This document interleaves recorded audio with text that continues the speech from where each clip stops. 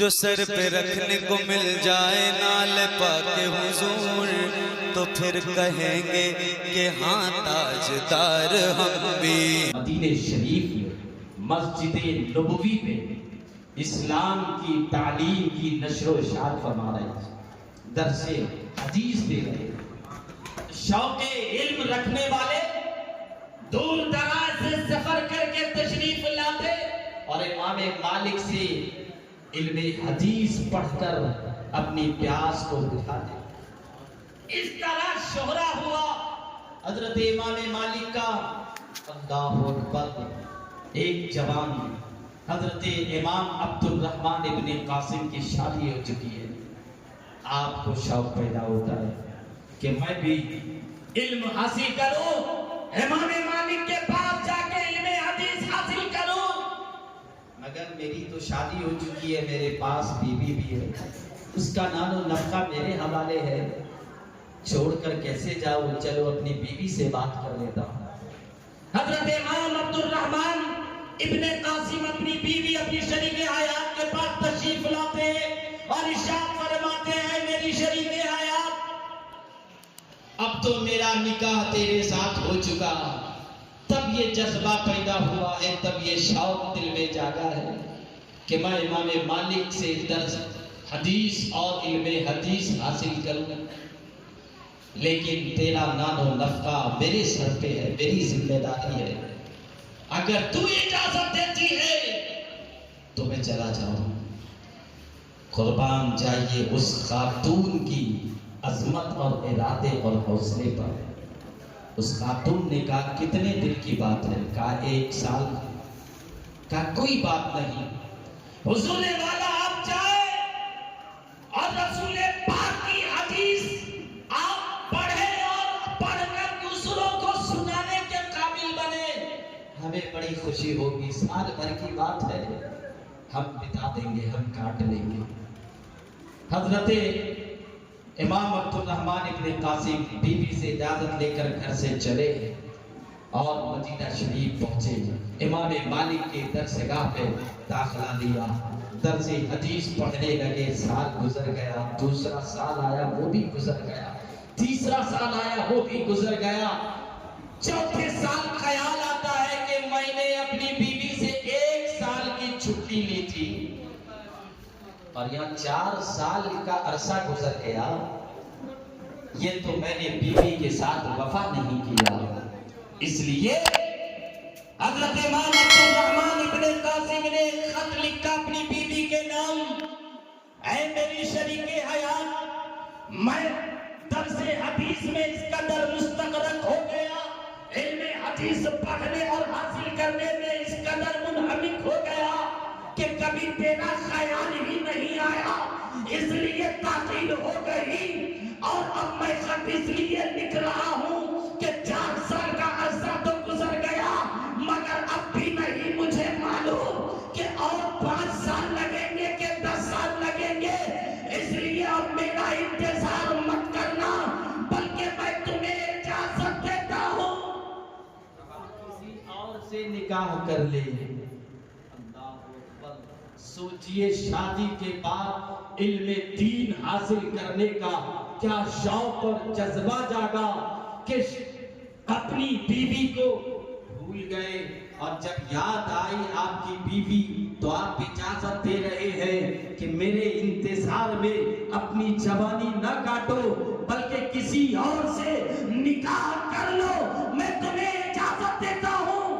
جب خط کو آپ کی بیوی نے کھول کر پڑھی ہے تو پہلے تو روئی اور اس کے بعد جواب بھی لکھتی ہے، اے میرے شوہر نامدار، جب سے گئے ہیں آپ 4 سال کا عرصہ گزرا، میری زبان پہ کبھی بھی شکوہ نہیں آیا، ہمیشہ شب و روز ہر نماز کے بعد میں آپ کے لیے دعا کرتی تھی، اے اللہ تیرے محبوب کے فرمان کو سننے اور پڑھنے کے لیے میرے شوہر گئے ہیں، اے مولا علم حدیث سے میرے شوہر کے سینہ کو تو بھر دے، مالا مال کر۔ سبحان اللہ، دعا کرتی تھی، مگر اے میرے شوہر نامدار آپ کے ایک جملے سے مجھے شکوا ہے اور مجھے رونا آتا ہے.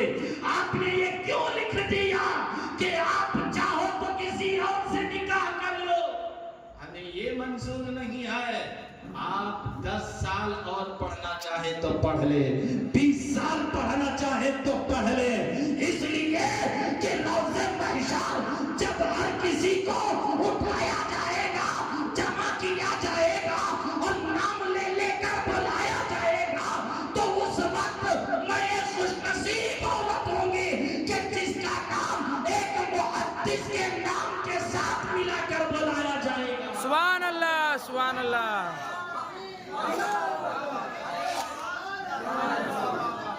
اس لیے میں یہ چاہتی ہوں کہ حشر میں میں ایک محدث کی بیوی کے نام سے بلائی جاؤں.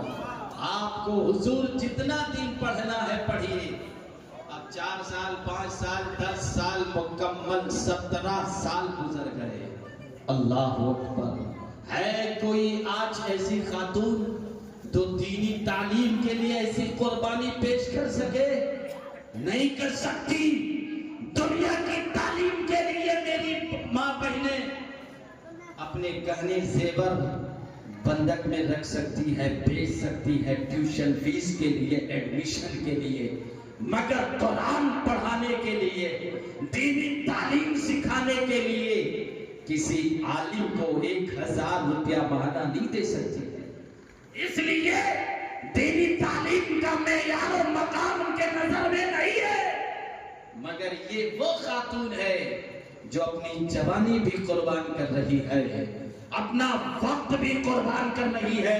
17 سال جب گزر گئے, جب امام عبد الرحمن ابن قاسم جا رہے تھے, اس وقت آپ کی بیوی کے شکم میں ایک بیٹا تھا. وہ بیٹا 17 سال کی مدت میں جوان ہوگا, عاقل و بالغ ہوگا, صاحب نصاب ہوگا, اس پر حج فرض ہوا.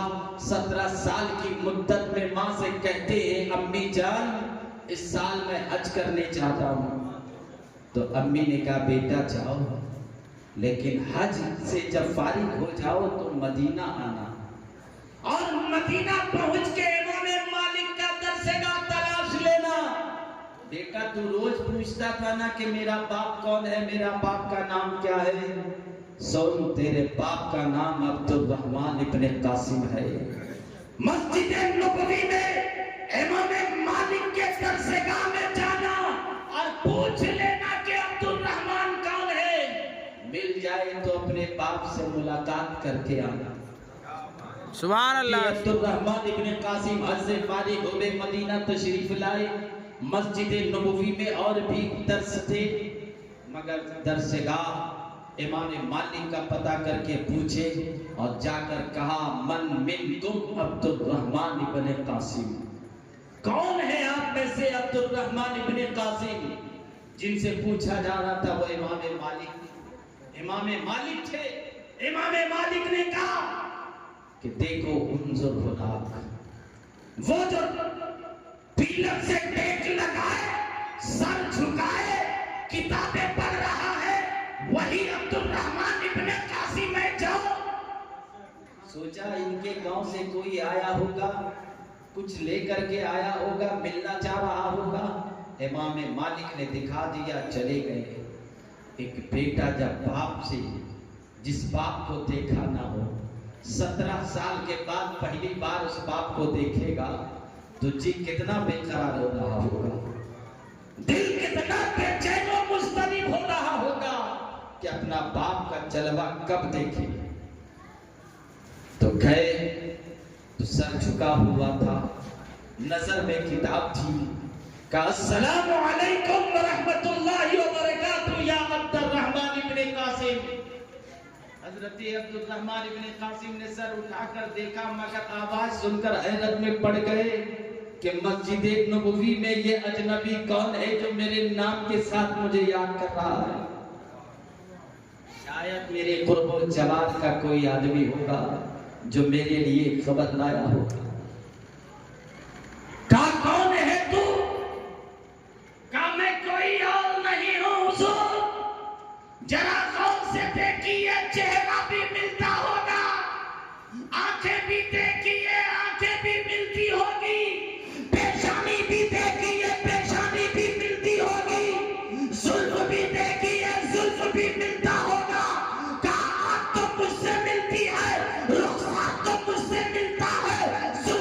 مجھ سے ملتا ہے، آخر تو کون ہے؟ کہا جب رخسار آپ سے ملتا ہے، زلف آپ سے ملتا ہے، آنکھیں آپ سے ملتی ہے، تو حضور خون بھی آپ سے ملتا ہے، سبحان اللہ خون سبحان بھی اللہ آپ سے ملتا ہوگا، میں کہیں اور نہیں ہوں، آپ کا لختے جگر نور نظر آپ کا بیٹا۔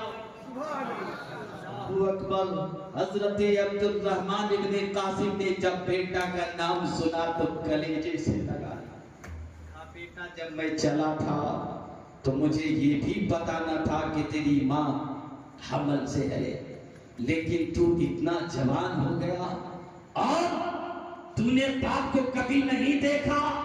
حضرت عبد الرحمن ابن قاسم جب بیٹے کو سینے سے لگا کر رو رہے تھے اور امام مالک دیکھ رہے تھے تو سوچے شاید کسی کے موت کی خبر اس نے سنا دی، اس لیے عبد الرحمن ابن قاسم رو رہے ہیں، مگر بڑے پیارے تھے امام مالک کے یہ محدث اور ذوق علم بڑا عمدہ تھا، اس لیے اپنا درس گاہ چھوڑ دیے، شاگردوں کو چھوڑ دیے، عبد الرحمن ابن قاسم کے پاس پہنچے، کہا کیوں رو رہے ہو؟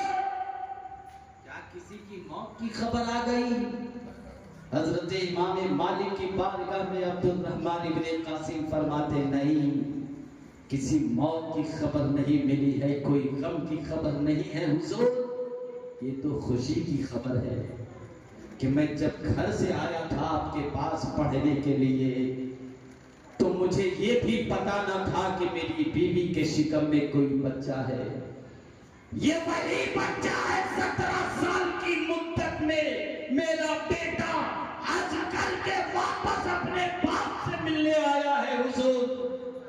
حضرت امام مالک فرماتے اے عبد الرحمن اب تو واپس چلا جا، تیرے اوپر حق زوجیت بھی ہے، اب تو واپس چلا جا، اب تجھے کسی درس کی ضرورت نہیں ہے، اس لیے کہ میں نے تجھے اتنا پلا دیا ہے اور حدیث کا علم اتنا تجھے پڑھا دیا ہے کہ اب تو دوسروں کو بھی تیار کرے گا اور درس حدیث کا سواد پیدا کرے گا۔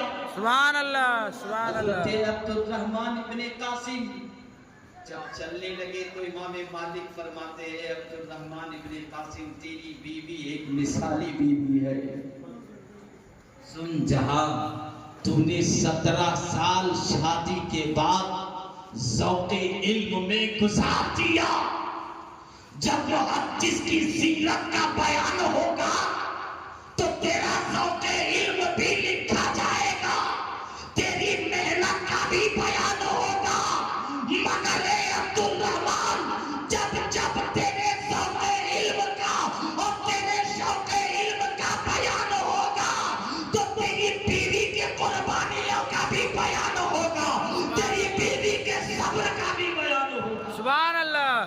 اس لیے جہاں الاسماء والرجال میں محدثین کی فہرست میں امام عبد الرحمن ابن قاسم کا بیان آتا ہے، سیرت لکھی جاتی ہے، جب بھی کوئی سیرت نگار آپ کی سیرت بیان کرتا ہے تو بے شک آپ کے ساتھ ساتھ آپ کی بیوی کا صبر اور آپ کی بیوی کی قربانی بھی اور یہ مثال بھی آج کی ماں اور بہنوں کے لیے ایک نمونہ ہے۔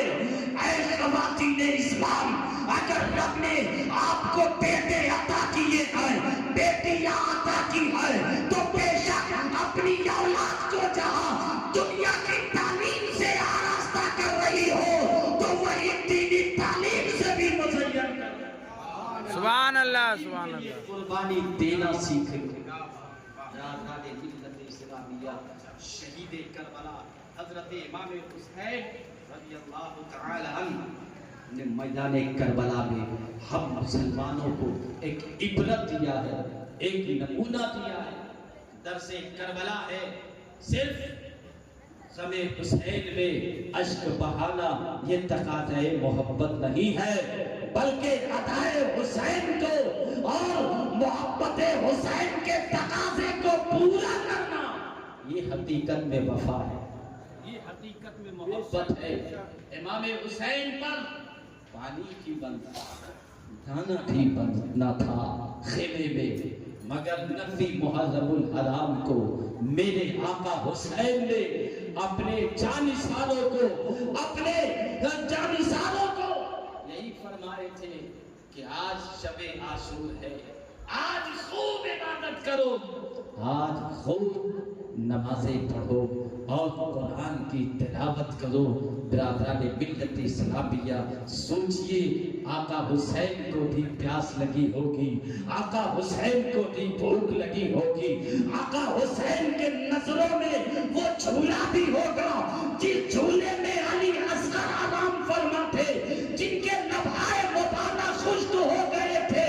پانی کا ایک قطرہ بھی اگر ہوتا تو لبھائے علی اصغر تر ہو گیا ہوتا، مگر میرے حسین کے ذہن و فکر کو کوئی پریشانی متزلزل نہ کر سکا، بلکہ اپنے دیوانے کو یہ نصیحت کرتے ہیں کہ روٹی کا ٹکڑا خیمے میں ہو یا نہ ہو کوئی فرق نہیں پڑتا، فرات کا ایک قطرہ پانی میرے خیمے میں آئے یا نہ آئے کوئی فرق نہیں پڑتا، مگر اے دیوانو اگر حسین کی محبت تیرے سینے پہ ہے، اگر حسین کو سچے دل سے چاہتے ہو تو حسین تجھے یہ نصیحت کرتا ہے کہ آج کی رات بھوک اور پیاس کو برداشت کر لو، مگر عبادت نہ چھوڑو، سجدہ نہ چھوڑو، قرآن کی تلاوت نہ چھوڑو۔ برادران ملت اسلامیہ آج ہم غریبی سے جھوج رہے ہیں، آج ہم پریشانی سے دوچار ہیں، اس لیے ہم کوشش نہیں کرتے کہ ہم پڑھانے کا یہ عزم رکھے، یہ حوصلہ رکھے، دینی تعلیم دے سکے۔ برادران ملت اسلامیہ مدرسہ عطائے حبیب کا یہ دروازہ ہر امیر و غریب کے لیے کھلا ہوا ہے کہ جب بھی کوئی اپنے بچے کو لے کر مدرسے میں آتا ہے، یہاں کے اساتذہ اخلاص اور للہیت کے ساتھ ان کو سینے سے لگاتے ہیں اور یہ حوصلہ دیتے ہیں کہ پیدا آپ نے کیا ہے مگر میرے ذمہ چھوڑ دیجئے، سجانا میرا کام ہے، سبحان اللہ، سبحان اللہ، میرا کام ہے۔ برادران ملت اسلامیہ شب و روز ان بچوں کے پیچھے محنتیں کرتے ہیں، تب آج جیسا دن دیکھنے کو ملتا ہے اور کچھ دیر کے بعد وہ حسین جلوے دیکھیں گے کہ جن کے سروں پہ وقار کا تاج ہوگا اور جن کے سامنے کچھ بچے پیش ہوں گے جو آج حافظ قرآن کا دستار لیں گے۔ اللہ رب ذوالجلال سے ہم دعا کرتے ہیں کہ پروردگار عالم اس مدرسہ کو روز افزود ترقی عطا فرمائے اور یہاں کے اساتذہ کی محنتوں کو اور گد و کاوش کو قبول فرمائے اور یہاں کے معاونین کو بھی۔ حضرات آپ تو بڑے خوش نصیب ہیں کہ گرد و نواح کے لوگ جو مدرسے کے قریب ہیں وہ بڑے خوش نصیب ہیں کہ گاہے بگاہے آپ تعاون بھی کرتے ہوں، مگر تعاون کرنے میں ہمیں کچھ سوچنا نہیں ہے۔ اللہ کے پیارے رسول صلی اللہ علیہ وسلم نے ارشاد فرمایا ہے کہ روز محشر عرش الہی کے سائے میں 7 لوگ ایسے ہوں گے جو نور کے کرسی پر بیٹھیں گے، ان میں سے ایک آدمی ایسا ہوگا جو اس طرح سے صدقہ کرے، اس طرح سے اللہ کی راہ میں خرچ کرے کہ دائیں ہاتھ سے دے تو بائیں کو پتہ نہ چلے۔ سبحان اللہ۔ اس حدیث پر عمل کرنے کے لیے ایک خدا کا بندہ گھر سے رات میں نکلا اور 12 بجے رات میں چوراہے پہ ایک آدمی ملا جو جھومتا ہوا آ رہا تھا۔ سوچا اتنی بڑی رات کو کون آئے گا، کوئی مجنون پریشان ہی ہوگا۔ اس کو بلایا اور دھیرے سے داہنے ہاتھ سے اس کو اشرفی کی تھیلی تھما دی، کا احسان کرو یہ تھیلی لے لو، کسی کو مت بولنا، گھر جاؤ اپنے بال بچوں پہ خرچ۔ جب صبح ہوتی ہے محلے میں ہنگامہ ہو جاتا ہے کہ رات میں ایک شرابی کو کسی نے بہت ساری اشرفی کی تھیلی دے دی، بہت ساری اشرفیاں دے دی۔ اب وہ صدقہ کرنے والا پچھتاتا ہے کہ میں نے صدقہ بھی کیا تو غلط ہاتھ میں پہنچ گیا. میرے اشرفی سے وہ شراب پیئیں گے. اچھا مال اب بھی اور بھی ہے. دوسری رات کوشش کیا تو ایک بدکار عورت کو وہ صدقہ مل گیا. تیسری رات کو ایک بخیل کو مل گیا. پریشان ہو گیا. اللہ سے رو رو کر دعا کیا پروردگار عالم تیرے محبوب کے حدیث پر عمل کرنے کا ارادہ کیا. اچھی نیت کر کے میں چھپ چھپا کر اشرفی کی تھیلی لے کر رات کی تاریکی میں اس طرح دینا چاہتا ہوں اور دے دیا کہ داہنے ہاتھ سے دوں تو بائیں کو خبر نہ ہو. اتنی اچھی نیت کا یہ پھل ملتا ہے مولا کہ میرا صدقہ کسی شرابی کو مل جائے, کسی فاحشہ کو مل جائے اور کسی بخیل کو مل جائے. برادران ملت اسلامیہ, دوسرے دن اللہ انسانی شکل میں فرشتے کو بھیجتا ہے اور یہ اعلان کرواتا ہے گلی گلی کہ جا کے فرشتے اعلان کر دے کہ جو شرابی رات میں مال پایا تھا اس مال کو کھا کر اس نے شراب پینے سے توبہ کر لیا. سبحان اللہ سبحان اللہ. فاحشہ کو رات میں مال ملا تھا, اس فاحشہ نے بدکاری کرنے سے توبہ کر لیا. جس بخیل کو مال ملا تھا وہ بخیل بخالت کرنا چھوڑ دیا, سخاوت کرنا عادی ہو گیا. سبحان اللہ. اب یہ مرد مجاہد خوش ہو گیا کہ میرا صدقہ اب کامیاب ہو گیا. تو میں آپ سے کہنا چاہتا ہوں کہ جو صدق دل سے اللہ کی راہ میں خرچ کرتا ہے اللہ تبارک و تعالی اس خرچ کا انعام اچھے طریقے سے عطا فرماتا ہے, بہتر طریقے سے عطا فرماتا ہے. اے مدرسہ پائے حبیب کو تعاون کرنے والوں, خوش ہو جاؤ کہ اگر تیرے دیے سے کسی حافظ قرآن نے ایک روٹی کھا لیا, اگر تیرے دیے سے مدرسہ پائے حبیب کے کسی مہمان رسول نے اگر کھا لیا, تو برادران ملت اسلامیہ پوری گارنٹی کے ساتھ اس فرمان رسول کی روشنی میں کہتا ہوں, اگر تیرے نامہ اعمال میں زمین و آسمان پڑھ کر کبھی گناہ ہوگا تو میرا رب اگر خوش ہو گیا تو سارا گناہ معاف فرما. سبحان اللہ سبحان اللہ. برادران ملت اسلامیہ, اس لیے مدرسہ عطائے حبیب کو ہمیشہ اپنے نظر میں رکھے اور جب جب اس مدرسے کو کسی قربانی کی ضرورت پڑے, جہاں علماء کرام آج اپنی آنکھوں سے آپ دیکھ رہے ہیں دور دراز سے تشریف لائے, یہ علماء کی قربانی ہے.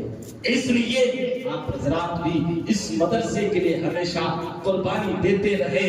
اللہ سے دعا ہے کہ پروردگار عالم آپ سب کو دارین کی سعادتوں سے مالا مال فرمائے. وآخر دعوانا الحمدللہ رب العالمین. السلام علیکم ورحمۃ اللہ.